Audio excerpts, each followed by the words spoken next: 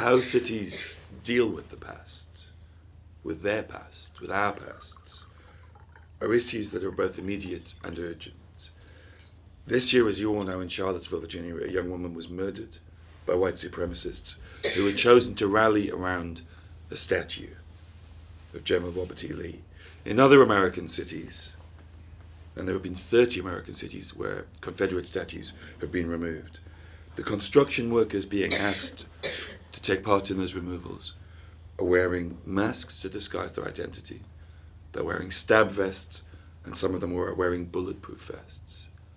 Technology cannot be overlooked in terms of how it exacerbates a domino effect. So these conversations are happening much quicker and much more passionately and ardently than they would have done without the internet, without Twitter, without a youth who suddenly have this access to all these ideas and opinions and echoes of their own sentiments back at them in a far more profound way. So I think what's happening now is that people can rally behind an idea or a sense of injustice far more quickly. So these things just bubble up to the surface. In that process.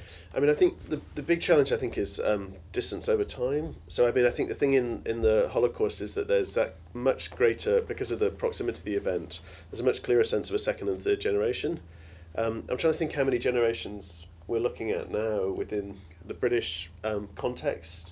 The number of generations, the remove is so much more distant that I think that I think is one of the challenges. So that the relationship with slavery is a much more, it's a more distant relationship.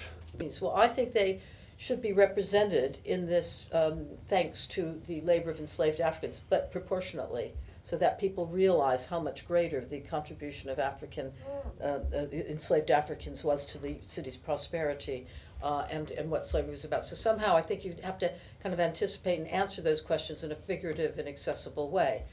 From the Holocaust to slavery, from the Confederacy to colonialism, the past is on the march, and cities are the battlegrounds.